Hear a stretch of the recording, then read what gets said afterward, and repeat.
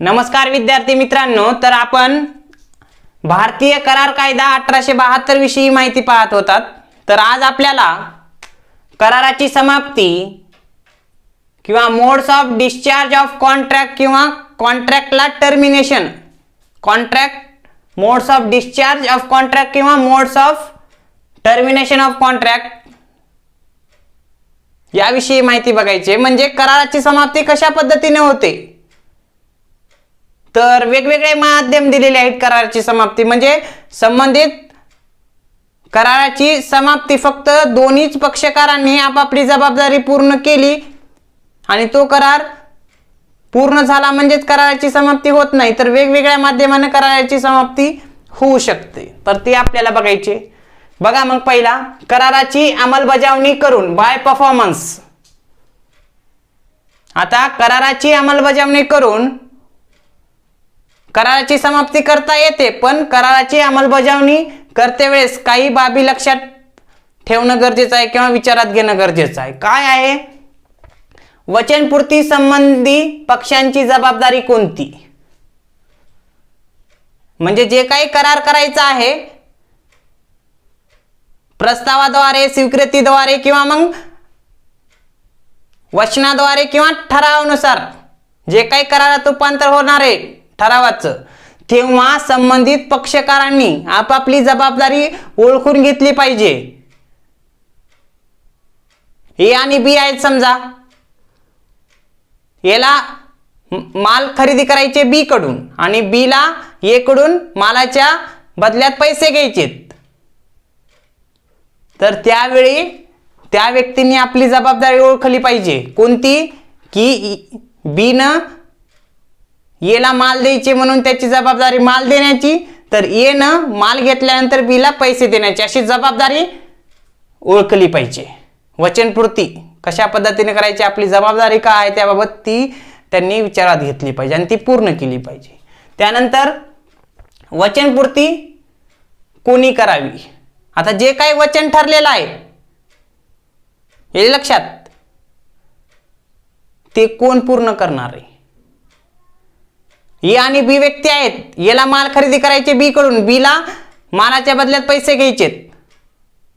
हे झालं उदाहरणार्थ आपण विचारात घेतलं, पण आता वचनपूर्ती कोणी करावी? कायदा काय म्हणतो की बाबा ज्यांच्यामध्ये करार होणार आहे किंवा जे काही संबंधित पक्षकार आहेत, कोणते पक्षकार? आता उदाहरणार्थ घेतलं मी ए आणि बी, तर ह्या दोन व्यक्तींनी आपापली जबाबदारी पूर्ण करावी। कायदा असं म्हणतो संबंधित करारानुसार जे काही करारात पक्षकार येतात त्यांनी आपापली जबाबदारी पूर्ण करावी असं कायदा म्हणतोय। पण एखाद्या वेळेस समजा ठरावामध्ये नमूद केलं असेल की बाबा करार करताना माझ्याऐवजी मालाचे पैसे माझ्या वतीनं माझा मुलगा देईल, असं जर नमूद असेल तर काय होऊ शकते? बघा, ए आणि बी, ए बी कडून माल खरेदी करणार आहे आणि बी ए कडून पैसे घेणार आहे, हे लक्षात। म्हणजे इकडून माल आला आणि असे पैसे जाणार आहेत, हे लक्षात। ए ला बी कडून माल घ्यायचे तर बी ला ए कडून पैसे घ्यायचे। पण समजा ए काय म्हणला, बी ला जे काही पैसे आहेत मालाचे समजा 10,000 रुपये, ते पैसे माझ्याऐवजी कोण देणार? माझा मुलगा, म्हणजे ह्यांचा मुलगा धरू आपण सी, हे लक्षात। असं जर नमूद असेल तर अशा वेळेस सी ह्या दोघातील जे काही करार झालेला आहे, कोणता? ए न बी ला पैसे देणं, बी न ए ला माल द्यायचं, पण ए काय म्हटला की माझ्या ऐवजी माझा मुलगा तुला पैसे देईल वारसदार म्हणून। मग ह्याची मुक्तता होऊ शकते, हा करारातून मुक्त होऊ शकतो। दोघा जो काही करार झालेला आहे ए मुक्त होऊ शकतो आणि बी कराराप्रमाणे ठरल्याप्रमाणे की बाबा ए काय म्हणला की बाबा सी कडून पैसे घे माझ्या मुलाकडून, मग सी बी ला पैसे देणे लागतो। असं जर असेल तर वचनपूर्ती ठरलेली पाहिजे, कोण करणार हे लक्षात. माझ्याऐवजी माझा मुलगा पैसे देणार आणि समजा सीनं बीला पैसे दिले, ते करार पूर्ण झाला. हे लक्षात. म्हणून कराराची अंमलबजावणी करते वेळी वचनपूर्ती कोण करावी हे पण निश्चित असलं पाहिजे. पुढे वचनपूर्तीची वेळ आणि ठिकाण बघा. वचनपूर्तीचं वेळ आणि ठिकाण उदाहरण घेऊ. श्याम, राम. श्यामला आपलं घर विकायचे, समजा घर विक्री, आणि रामला घर खरेदी. किंमत ह्याने ठेवली विक्रीची 1,00,000 रुपये आणि यांना पण 1,00,000पर्यंत खरेदी करायची. मग दोघांमध्ये ठराव झाला, हे दोघं एकत्र आले. ठरली मग तारीख. रामला घर घ्यायचं होतं, श्यामला घर विकायचं होतं. रामनं प्रस्ताव ठेवला श्यामकडे की मला घर खरेदी करायची, आणि श्यामनं पण रामकडे स्वीकृती दिली, मला पण घर विकायचे. कारण कुणीतरी एजंट वगैरे असेल, सांगितलं असेल की बाबा श्याम घर विकणार आहे रामला, म्हणून तू त्यांच्याशी कॉन्टॅक्ट साधला. ठरलं दोघांप्रमाणे की बाबा श्याम आणि राम घर खरेदी करणार आहे श्यामकडून. हे सर्व ठरलं. मग आता वेळ आणि ठिकाण. वेळ ठरली, समजा वेळ 10 वाजता. ठिकाण पण ठरलं, श्यामचे घर. जे काही कागदपत्र पैसे वगैरे द्यायचं ते वेळ आणि ठिकाण. श्यामचे घर, हे लक्षात. मग या ठिकाणी ठरल्याप्रमाणे किती तारखेला, तर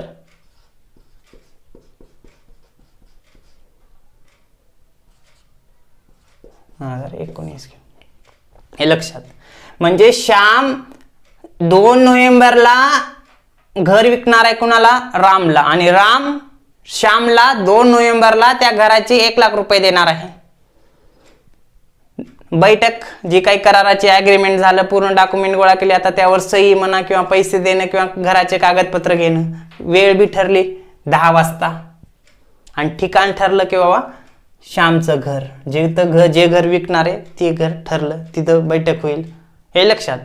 म्हणजे हे उदाहरण आपल्याला सांगता येईल काय, की कराराची अंमलबजावणी करताना की वचनपूर्तीची वेळ आणि ठिकाण निश्चित असेल तर तेव्हाच वचनदाताने आणि वचनग्रहित्याने आपापली जी काही ऑब्लिगेशन आणि ड्युटीज आहेत ती पार पडली पाहिजे.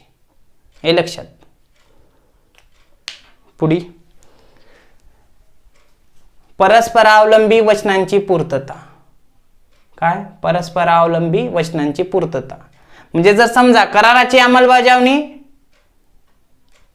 करून कराराची समाप्ती करायची, पण समजा कराराची अंमलबजावणी एका व्यक्तीने केल्यानंतर दुसरी व्यक्ती जर जबाबदारी पूर्ण करत असेल, एका व्यक्तीची जबाबदारी झाल्यानंतर दुसऱ्या व्यक्तीची जर जबाबदारी करण्याची वेळ येत असेल, तर अशा वेळेस ती जबाबदारी संबंधित व्यक्तीने पूर्ण केली पाहिजे. उदाहरण घेऊ म्हणजे लक्षात येईल.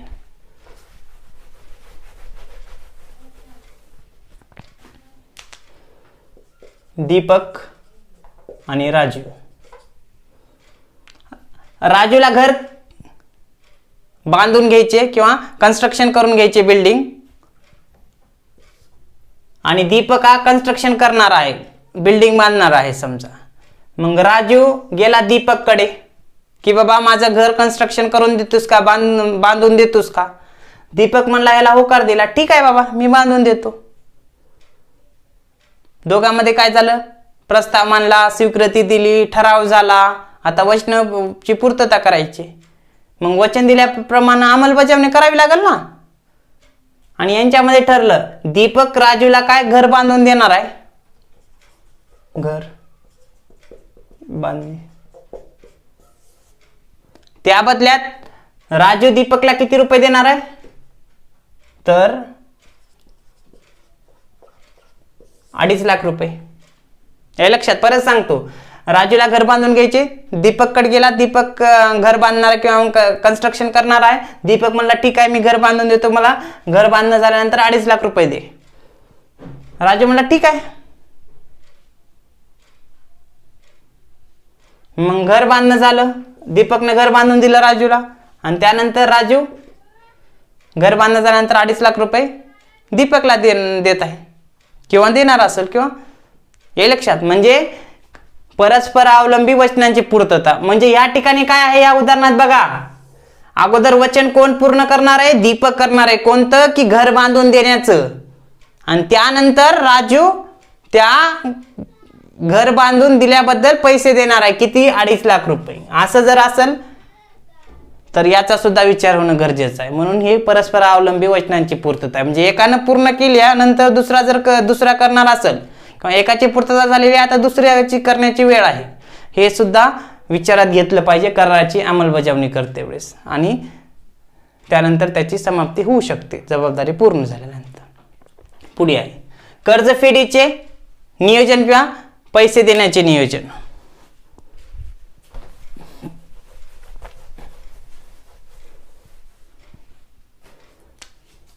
उदाहरण घेऊ कर्जफेडीचे किंवा पैसे देण्याचे. म्हणजे करारानुसार ठरल्याप्रमाणे संबंधित पक्षकार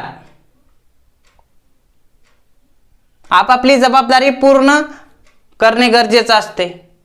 म्हणजे एका व्यक्तीने दुसऱ्या व्यक्तीला कर्जावर काही रक्कम दिली असेल, त्यावेळी दुसऱ्या व्यक्तीनं पहिल्या व्यक्तीला कर्जाची रक्कम देणं गरजेचं आहे. ती व्याजासहित जे काही ठरलेली असेल ते पण देणं आवश्यक आहे. हे लक्षात. म्हणजे बघा कर्जफेडीचे नियोजन थोडक्यात सांगतो, उदाहरण म्हणजे लक्षात येईल लगेच. म्हणजे कर्जाची अंमलबजावणी करून कराराची बाय परफॉर्मन्स आपल्याला कराराची समाप्ती करता येते. कराराची इम्प्लिमेंटेशन किंवा पूर्तता योग्य पद्धतीने करून. बघा उदाहरणार्थ संजयराव सावकार आहेत, सावकारकी करतात किंवा धनको आहेत. त्यांनी काय केलं? सुमित रावांना 1 लाख, त्यानंतर 2.5 लाख, त्यानंतर 50,000 असं कर्ज दिलं.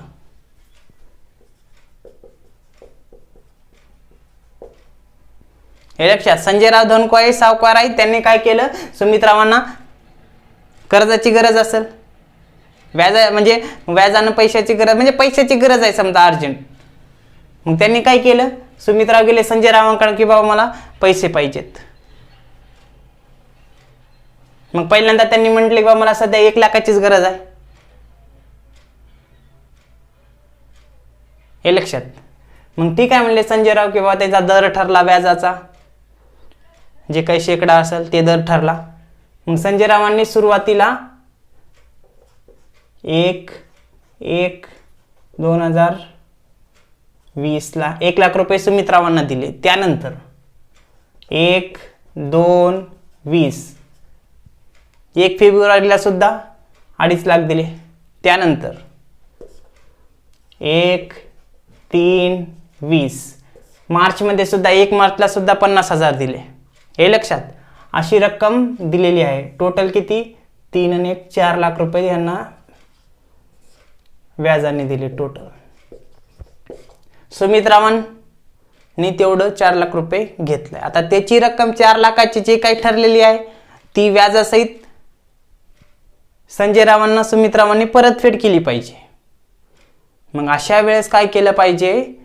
सुमितरावांनी आपण जी काही रक्कम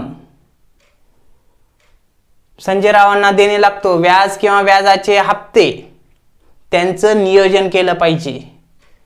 कर्जफेडीचे किंवा पैसे देण्याचे नियोजन. आणि संजयरावांनी सुद्धा सुमितरावांकडून पैसे येणार आहेत म्हणून त्यांचं नियोजन केलं पाहिजे.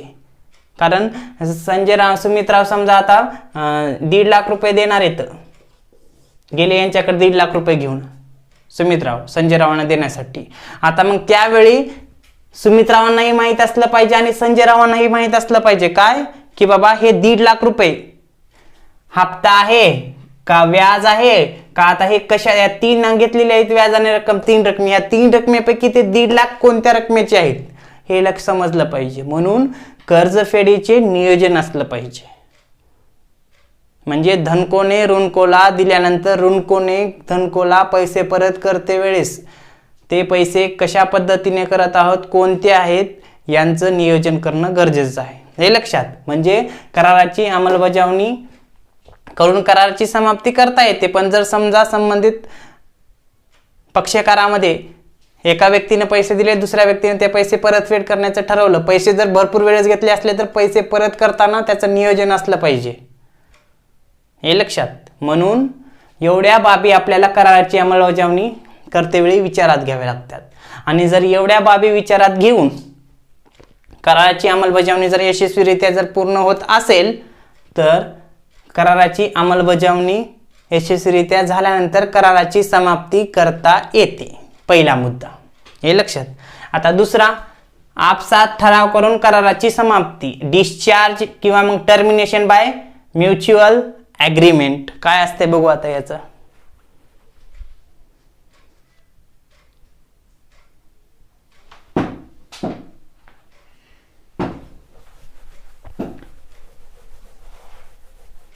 बघा, आपसात ठराव करून कराराची समाप्ती, डिस्चार्ज बाय म्युच्युअल ॲग्रीमेंट.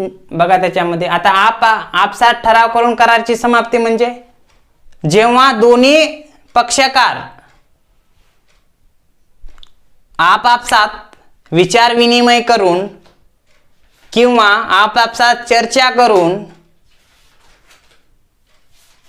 कराराची समाप्ती ज्यावेळी करतात तेव्हा त्याला काय म्हणतात की आपसात ठराव करून कराराची समाप्ती, डिस्चार्ज बाय म्युच्युअल ॲग्रीमेंट, हे लक्षात.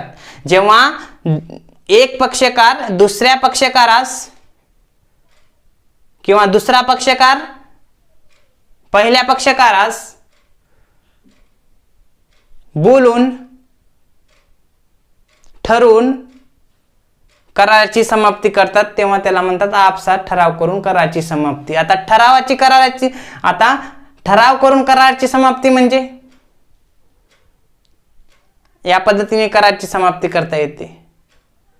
म्हणजे उदाहरणार्थ बघा, ए आणि बी यांच्यात काय झाला, करार झाला, ठराव झाला होता अगोदर, मग ते करार पण करायचं ठरलं. मग करार करायचं ठरलं कधी की समजा 1/1/2020 ला करार करायचं ठरलं, पण समजा काही कारणास्तव ते करार करणं बी पक्षाला जमत नसेल तर तो काय करू शकतो, ह्याच्या अगोदरच म्हणजे 30/10/2019 ला ह्याच्याकडे जाऊन त्याला भेटून किंवा त्याला सांगून काय करू शकतो की म्हणजे ह्यांच्यात ठराव होऊ शकतो की काय बाबा की बाबा माझ्याकडे सध्या पैसे नाहीत किंवा मी सध्या जे काही ठराव किंवा मग करार करायचा आहे ते मी पूर्ण करू शकत नाही. उदाहरण तर समजा ए आणि बी, तर ए आणि बी मध्ये समजा बी ला काय करायचे तर प्लॉट घ्यायचे, हे लक्षात. बी ला प्लॉट घ्यायचे आणि ए प्लॉट विकणार आहे. दोघात ठरलं की बाबा जे काही प्लॉट आहे त्याची नोटरी असेल किंवा जे काही कायदेशीर बाबी असतील ते 1 तारखेला पूर्ण करायचं ठरलं. आणि त्या दिवशी जे काही प्लॉटची किंमत आहे समजा 2.5 लाख ती द्यायची ठरली. बीला प्लॉट घ्यायचं होतं, एकड प्लॉट होता, दोघात ठराव झाला होता अगोदर. 1 तारखेला ते ठराव करारात रूपांतर होऊन ते करार पूर्ण करायचं ठरलं. 2.5 लाख रुपये बी एला देणार आहे प्लॉट घेतल्यानंतर. पण समजा ह्या बी कडे ही 2.5 लाख रुपयाची जोड झाली नाही पैसे देण्याची, कधी या तारखेपर्यंत होत नसेल, हे लक्षात. मग तो काय करू शकतो, त्याच्या आधीच म्हणजे 30 झाला किंवा त्याच्या अगोदर आणखीन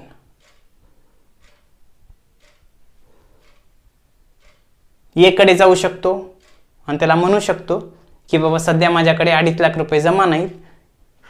मग अशा वेळेस आपण जे काही मला जे काही प्लॉट घ्यायचा होता आणि तुम्हाला जे काही पैसे द्यायचे होते ते आपण काय करू, सध्या थांबू. दोघांनी ठीक आहे म्हणलं, ठराव झाला दोघांमध्ये. हे लक्षात. अशा वेळेस कराराची समाप्ती होऊ शकते, कारण इथं बी कराराची जबाबदारी पूर्ण करू शकत नाही म्हणून तो एकडे गेला, एकड सांगितलं असं नाही होऊ शकत नाही म्हणून येणं म्हणलं ठीक आहे म्हणलं, दोघात ठराव झाला दुसरा आणि ते करार रद्द झाला. हे लक्षात. असं सुद्धा होऊ शकते. आता बघा, नवीन कराराच्या निर्मितीद्वारे आपसात ठराव करून कराराची समाप्ती करते वेळेस पहिला पॉईंट बघावा लागेल, नवीन कराराच्या निर्मितीद्वारे.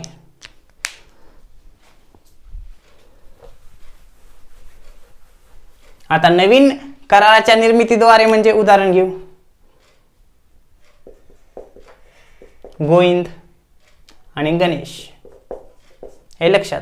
गोविंदनं काय केलं, गणेशला 10,000 रुपये दिले होते व्याजानं. हे लक्षात. मग अशा वेळी गणेश 10,000 रुपये गोविंदला देणे लागतो. हे लक्षात. म्हणजे गोविंदनं गणेशला 10,000 रुपये दिले तर गणेश व्याजासहित 10,000 रुपये गोविंदला देणे लागतो. म्हणजे व्याजासहित समजा हे व्याज ह्याच्यात 1,000 रुपये आपण ऍड करू, टोटल झाले 11,000. 11,000 देणे लागतो कुणाला, गोविंदला, गणेश. पण त्याच्याकडे सध्या पैसे नसतील बरं का, पैसे नाहीत. म्हणून आता नवीन कराराच्या निर्मितीद्वारे बघा, मग ह्यानं काय केलं, 11,000 देणे लागतो म्हणलं. मग गणेश गेला गोविंदकडं आणि की बाबा माझ्याकडे 11,000 नाहीत सध्या, तर मी काय करतो की तुला 10,000 रुपयाचे सोने तारण देतो. हे लक्षात. गणेश गोविंदला 10,000 रुपये देणे लागत होता, व्याजासहित 11,000 होते रक्कम, पण 11,000 त्याच्याकडे नसतील. मग तो गेला गोविंदकडं आणि गोविंदला म्हटलं की बाबा सध्या माझ्याकडे काही 11,000 रुपये नाहीत, तर मी काय करतो, पैसे देण्याच्या ऐवजी माझी वस्तू 10,000ची तुझ्याकडे तारण ठेवतो, ती राहू दे. जेव्हा माझ्याकडे पैसे येतील तेव्हा मी ते काय करून घेऊन जाईल, ते तारण ठेवलेले सोने परत घेऊन जाईल. मग अशा वेळी काय होतंय की जे काही व्याजानं रक्कम घेतलेली आहे हे करार त्या ठिकाणी रद्द होतो आणि नवीन करार होतो. कोणता, की सोने तारण घेतलेला. हे लक्षात. म्हणजे जेव्हा दोन पक्षकारामध्ये पहिला करार रद्द होऊन, पहिला करार म्हणजे जेव्हा दोन पक्षकारामध्ये पहिला करार रद्द होऊन नवीन कराराची निर्मिती होते,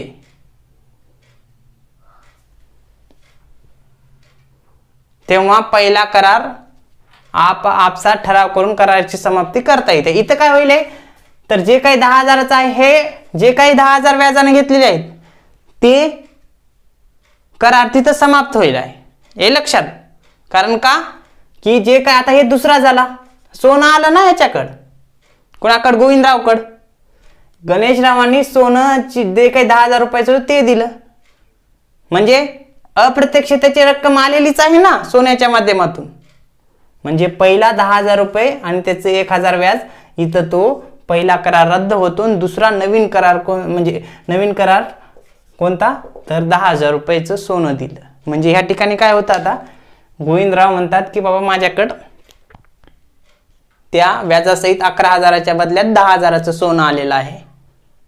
मग मी काय करल की जेव्हा मला गणेशराव काय करतील, 10,000 आणि ते 1,000, 11,000 रुपये देतील, तेव्हा मी त्यांचं सोनं तारण ठेवतो. हे लक्षात. मग अशा वेळेस अशी परिस्थिती निर्माण होत असेल, म्हणजे जेव्हा पक्षकारामध्ये आपापसात ठराव करून जर एक कायदा रद्द, पहिला कायदा रद्द केला जातो, कायदाच म्हणत आहे, जेव्हा पक्षकारामध्ये पहिला करार रद्द केला जातो आणि दुसरा नवीन करार तयार होत असतो, तेव्हा आपापसात ठराव करून पहिल्या कराराची समाप्ती झाली इथं म्हणता येईल आणि दुसरा नवीन चालू असं सुद्धा होऊ शकते. आपापसात ठराव करून कराराची समाप्ती. आता दुसरा बघा, अधिकाराचा त्याग करून समाप्ती. अधिकाराचा त्याग करून कराराची समाप्ती.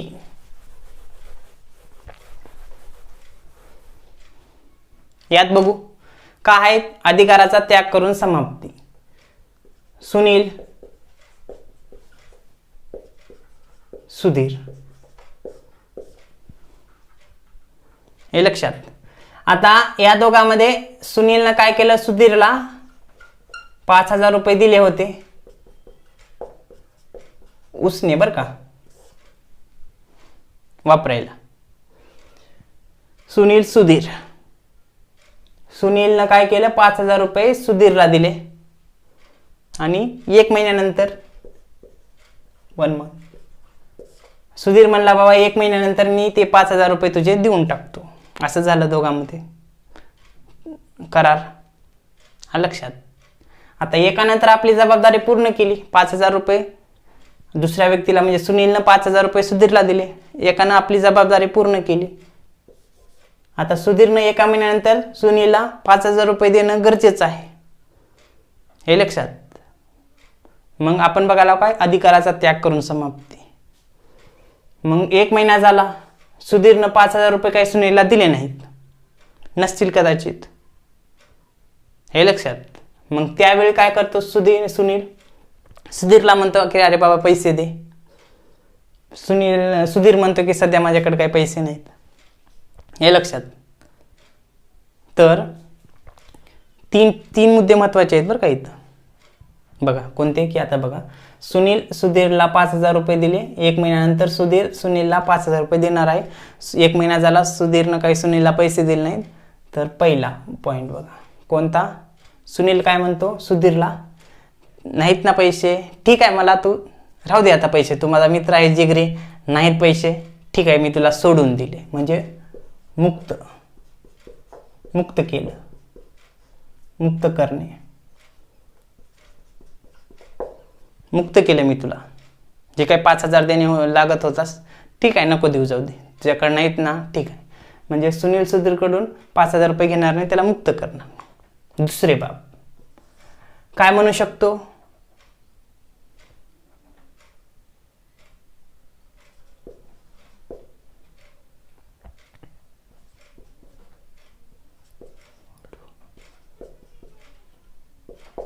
दुसरी कंडिशन काय होऊ शकते, अधिकाराचा त्याग करून समाप्ती. हे बघायला आपण पहिला काय, मुक्त करणे, म्हणजे सुनीलनं सुधीरला मुक्त केलं. आपला जो काही अधिकार होता 5,000 रुपये घ्यायचा, त्यानं काय केलं, त्याग केला, ठीक आहे तुला मी मुक्त केलं. किंवा दुसरा अधिकार तो गाजवू शकतो, त्याग करू शकतो अधिकाराचा. कोणता, की सुनील सुधीरला म्हणू शकतो किंवा तू मला काय कर, 1 महिना तर झाला, आता आणखी काय कर, ठीक आहे बाबा 2 महिन्यानंतर 2 महिन्यानंतर ते पैसे दे म्हणतो. इथं पण अधिकाराचा त्याग आहे, पण विशिष्ट कालावधीसाठी, हे लक्षात. म्हणजे इथं तर मुक्तच केलं, म्हणजे पूर्ण त्याग केला. इथं काय केला, की बाबा वेळ वाढवून दिलाय, हे लक्षात. म्हणजे सुनीलनं सुधीरला 2 महिन्याची मुदत वाढवून दिली, म्हणजे सध्या तरी त्यागच केला ना 5,000चा काही कालावधीसाठी, असं करू शकतोय. किंवा तिसरी कंडिशन,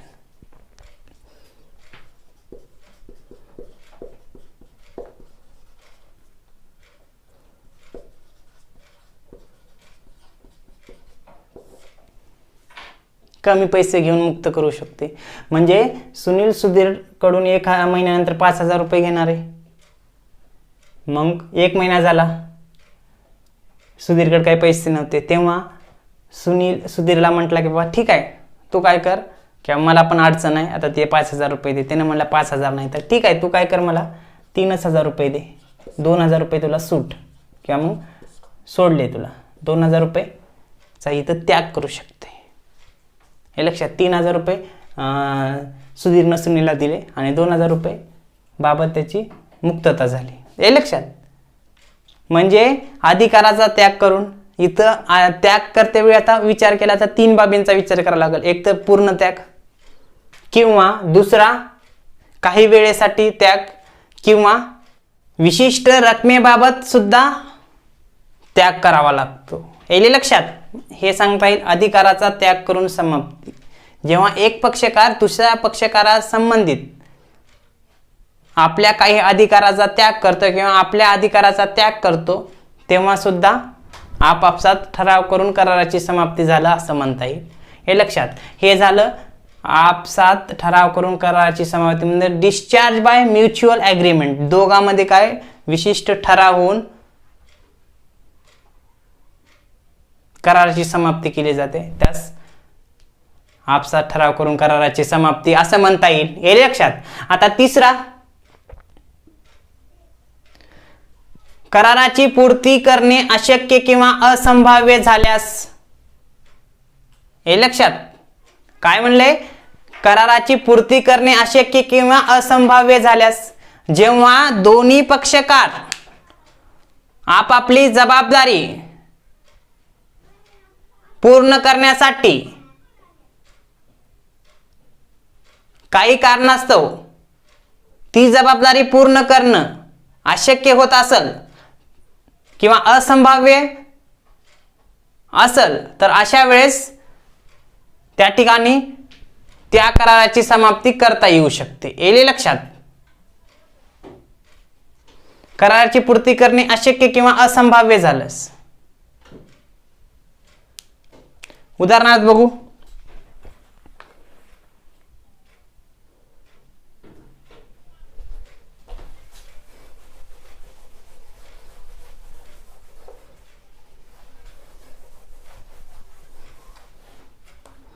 बघा उदाहरण.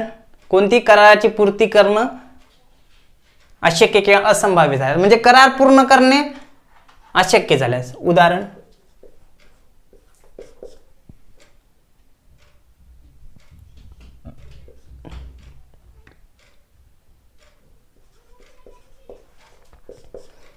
कदम नावाचा व्यक्ती होता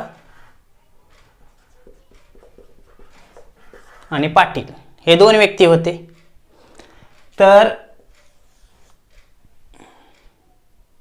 कदमरावांना पाटील,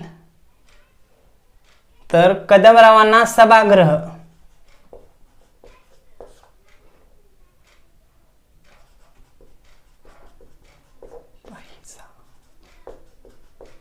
आणि तो सभागृह पाटील यांच्याकडे अवेलेबल होता. आता लग्नासाठी सभागृह असेल.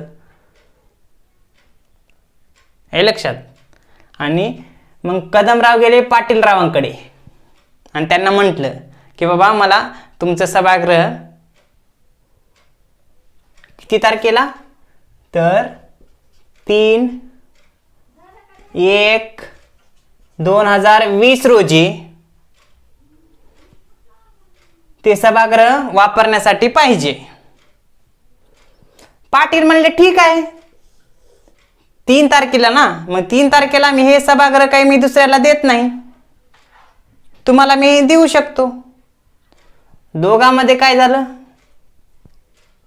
कदम आणि पाटील मध्ये कदमरावांना सभागृह पाहिजे होतं, पाटीलरावांकडे सभागृह होतं. दोघांमध्ये विचारपूस झाली, जे काही वचन म्हणजे प्रस्ताव मांडला, स्वीकृती भेटली, ठराव झाला, आता वचनपूर्ती. मग 3 तारखेला पाटीलराव सभागृह कदमरावांना देणार आहेत. जे काही त्यांचं सांस्कृतिक कार्यक्रम असेल किंवा लग्नाचा कार्यक्रम असेल, गायनाचा कार्यक्रम असेल त्यासाठी. पण काय झालं, 3 तारखेला सभागृह द्यायचं होतं, पण 2 तारखेलाच काय झालं, 2 तारखेला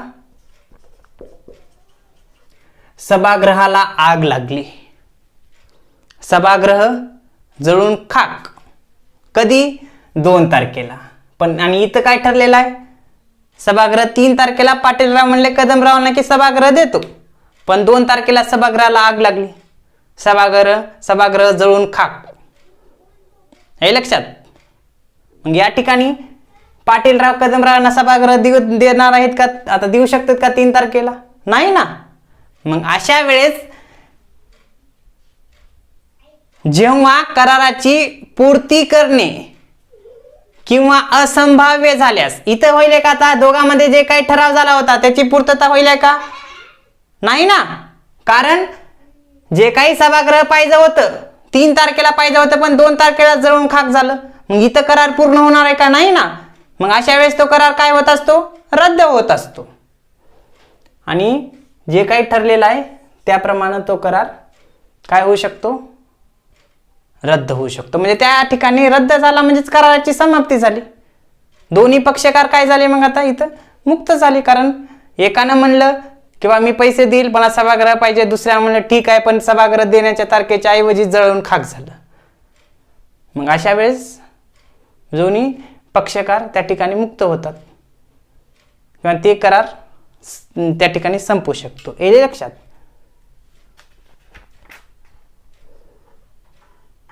किंवा आणखीन एक उदाहरण घेऊ, लक्षात येईल.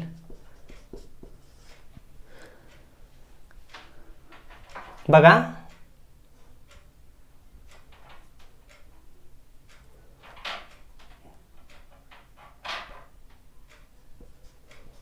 सतीश आणि रतन.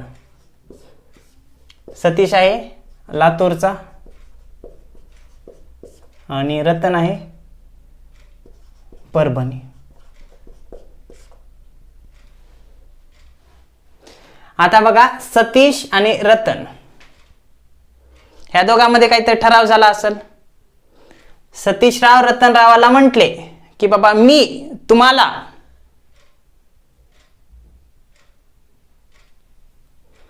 1050 क्विंटल अन्नधान्य देतो. कोण म्हणले? सतीशराव. कुणाला म्हटले? तर जे काही परभणीचे रतनराव होते त्यांना म्हटले. पण काय झालं? सध्या कोरोना आहे, हे लक्षात. कोरोना असल्यामुळं काय झालं की सतीशराव 150 क्विंटल अन्नधान्य रतनरावाला द्यायचं ठरलं.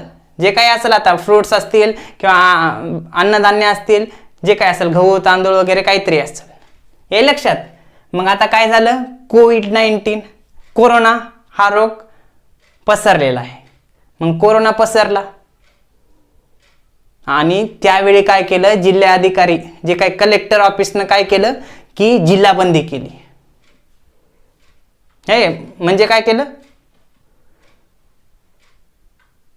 एक म्हणजे या लातूर जिल्ह्यातील व्यक्ती परभणी म्हणजे दुसऱ्या जिल्ह्यामध्ये जाऊ शकणार नाही, जिल्हाबंदी केली. हे लक्षात. मग आता इथं ठरलं होतं काय की सतीशराव 150 क्विंटल रतनरावांना देणार आहेत. रतनराव आहेत परभणीचे आणि सतीशराव आहेत लातूरचे. ठराव करायचा होता पूर्ण 20 तारखेला, पण कलेक्टरना आदेश दिला की बाबा काय करा की बाबा कोरोना पसरलेला आहे आणि जिल्हाबंदी करून टाका. म्हणजे एक व्यक्ती दुसऱ्या जिल्ह्यामध्ये जाणार नाही असं कडक लॉकडाऊन करा. आणि लॉकडाऊन झालं. लॉकडाऊन झाल्यामुळं काय झालं? सतीशरावांना 150 जे काही क्विंटल अन्नधान्य आहे ते रतनरावाला देता आलं नाही, कारण ते देणे सुद्धा अशक्य आहे. हे लक्षात. मग अशा वेळेस अशक्य किंवा असंभाव्य, इथं शक्य होणार आहे का आता 150 क्विंटल अन्नधान्य देणं रतनरावांना? नाही, कारण कलेक्टरनं तसा आदेशच काढलाय. मग त्यावेळी करार जो काही झालेला आहे तो कराराची पूर्तता होणार आहे का? नाही. म्हणून यावेळेस अशा ठिकाणी कराराची पूर्ती करणे अशक्य किंवा असंभाव्य झाल्यास होणार आहे का? आता इथं संभव. कलेक्टर कधी सांगणार की बाबा लॉकडाऊन काढा, जे काही लॉकडाऊन आहे किंवा जिल्हाबंदी जी काही झालेली आहे ती कधी काढणार माहित नाही. मग अशा वेळेस ही सिच्युएशन आपण सांगू शकतो कुठं की अशक्य किंवा असंभाव्य झाल्यास. हे नाही समजलं, आणखीन एक उदाहरण देतो.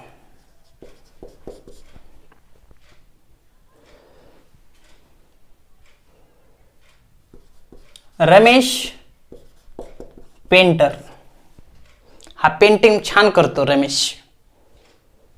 मग 4/11/2020 रोजी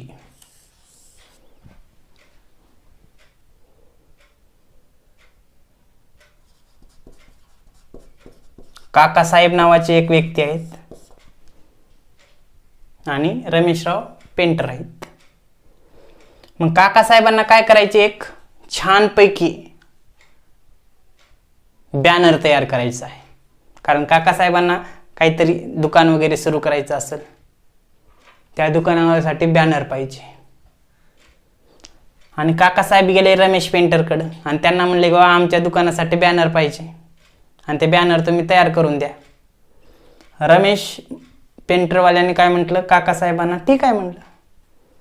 कधी पाहिजे, तर हे काकासाहेब म्हणले 4 तारखेला. दोघात करार होत आहे. पण काय झालं की 3 तारखेलाच 3/11/2020लाच, समजा उदाहरण दिले, तारखा लेटेस्ट देतोय बरं का, समजून घ्या फक्त उदाहरण. 4 तारखेला यांना बॅनर पाहिजे. पण 3 तारखेलाच काय झालं, हे रमेश पेंटर जे काही आहे ते आजारी पडलं. काकासाहेबांना कधी पाहिजे होतं, 4/11ला, किंवा इथं उदाहरणात आपण बदल करू, 19 घेऊ, मग लक्षात येईल परत. 2019 4 तारखेला बॅनर पाहिजे होतं किंवा पेंटिंग करून व्यवस्थित तिथं एक बॅनर पाहिजे होतं. पण रमेश पेंटर 3 तारखेलाच आजारी पडलं. दोघात करार होणार होता, हे लक्षात. पण या ठिकाणी काय झालं, रमेश आजारी पडल्यामुळं ते करार करणं शक्य आहे का, नाही. म्हणजे अशक्य किंवा असंभाव्य झाल्यामुळे या ठिकाणी कराराची समाप्ती होऊ शकते. कारण ठरलेल्या वेळेमध्ये ठरलेल्या तारखेमध्ये झाला पाहिजे तो, ते होत नाही. म्हणून या ठिकाणी सुद्धा कराराची समाप्ती झाली, कारण अशक्य आहे. आता तो आजारी आहे, आता कधी नीट होणार, तेव्हा तोपर्यंत काकासाहेब थांबतील का ते दुसऱ्या पेंटरकडे जातील, बऱ्याच बाबी आहेत पुढे. म्हणून या ठिकाणी अशक्य किंवा असंभाव्य झाल्या कारणानं कराराची समाप्ती होऊ शकते, हे लक्षात. आता पुढला, कालावधी संपल्यामुळे कराराची समाप्ती.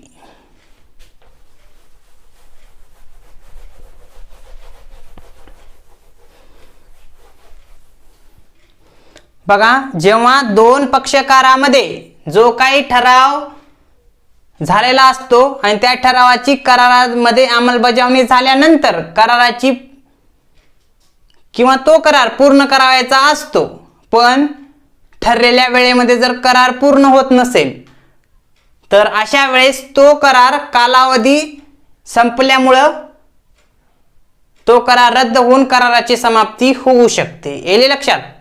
म्हणजे विशिष्ट वेळेमध्ये विशिष्ट करार पूर्ण करावयाचा होता, पण तो पूर्ण झाला नसल्या कारणाने जेव्हा कराराची समाप्ती होते तेव्हा त्याला म्हणता येईल कालावधी संपल्यामुळे कराराची समाप्ती, discharge by lapse of time, याले लक्षात.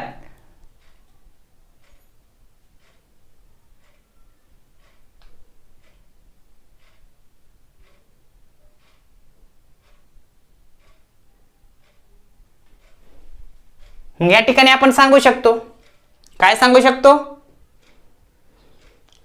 की कालावधी संपल्यामुळं. उदाहरण बघू की बाबा धनको आणि ऋणकोचं घेऊ.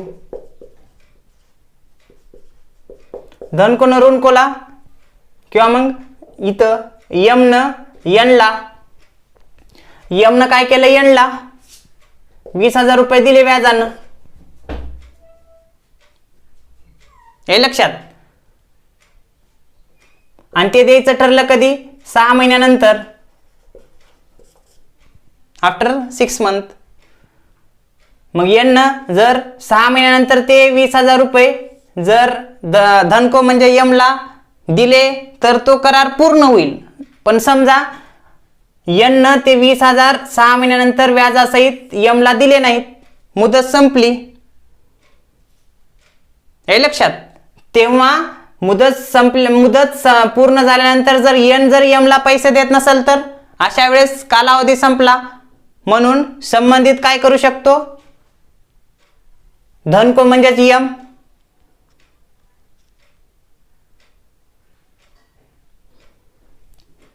यन कडून जे काही दिलेली व्याजानं रक्कम आहे ती दिली नाही म्हणून एकतर कारवाई करू शकतो, हे लक्षात, कायदेशीर कारवाई करू शकतो. आणि ती कारवाई कधी? 3 वर्षाच्या आत. जर धनको ऋणको बाबत कायदेशीर कारवाई करत नसेल तर त्यावेळी ऋणको म्हणजे यन हा करारमुक्त होऊ शकतो, हे लक्षात. म्हणून जेव्हा यन 6 महिन्यामध्ये पैसे देऊ शकत नाही यमला, कालावधी संपतो आणि कालावधी झाल्यानंतर जर पैसे देत असेल किंवा देणार असेल, समजा 6 महिन्याऐवजी ह्यानं काय म्हटलं यन की बाबा मला 12 महिने आणखीन 6 महिने वाढून दे, म्हणजे मी टोटल एकूण 12 महिन्यानंतर तुझे पैसे देतो. यम जर चांगला असेल तर ठीक आहे म्हणू शकतोय, नाही बाबा मला लगेच पाहिजे म्हणलं तर, आणि यन जर म्हणला नाही तर त्याच्यावर काय कारवाई करू शकतो, हे लक्षात. पण इथं अशा वेळेस सुद्धा कराराची समाप्ती होऊ शकते, हे लक्षात. किंवा तेच पेंटरचं उदाहरण घ्या, काकासाहेबाचं आणि रमेश पेंटरचं. रमेशनं काय म्हणलं की बाबा तुम्हाला ज्या तारखेला पाहिजे त्या तारखेला मी पेंटिंग देतो, पण आदल्या दिवशी तो आजारी पडला किंवा मेला, हे लक्षात. कालावधी ठरला होता 3 तारखेचा 4 तारखेचा, पण 3 तारखेलाच किंवा 2 तारखेलाच तो मेला, हे लक्षात. मग अशा वेळेस काकासाहेबांना जे काही पेंटिंग पाहिजे होती तयार करून किंवा बॅनर पाहिजे होते ते भेटणार आहे का? नाही. म्हणजे कालावधी संपल्यामुळं कराराची समाप्ती होऊ शकते, हा 4था पॉईंट सांगता येईल. किंवा कालावधी संपल्यामुळं कराराची समाप्ती होऊ शकते. म्हणजे जेव्हा पक्षकारामध्ये दोन्ही पक्षकार किंवा एक पक्षकार आपली जी काही जबाबदारी ठरलेली असते ती वेळेमध्ये जर पूर्ण करू शकत नसेल, कायदा काय म्हणतो किंवा जो काही करार झालेला आहे, जो काही तुमचा ठराव झालेला आहे आणि त्याचं जर करारात रूपांतर करायचं असेल तर वेळेमध्ये झालं पाहिजे. कालावधी जो काही ठरला आहे त्यामध्येच आपापले जे काही जबाबदारी किंवा वचनपूर्ती करायची आहे ती संबंधित पक्षकाराने पूर्ण केली पाहिजे. जर ती होत नसेल अशा वेळेस सुद्धा कराराची समाप्ती होते आणि त्याला म्हणू शकतो आपण कालावधी संपल्यामुळे कराराची समाप्ती. ओके, जे काही राहिलेले पॉइंट आहेत ते आपण काय करू पुढल्या लेक्चरमध्ये घेऊ. Okay, thank you.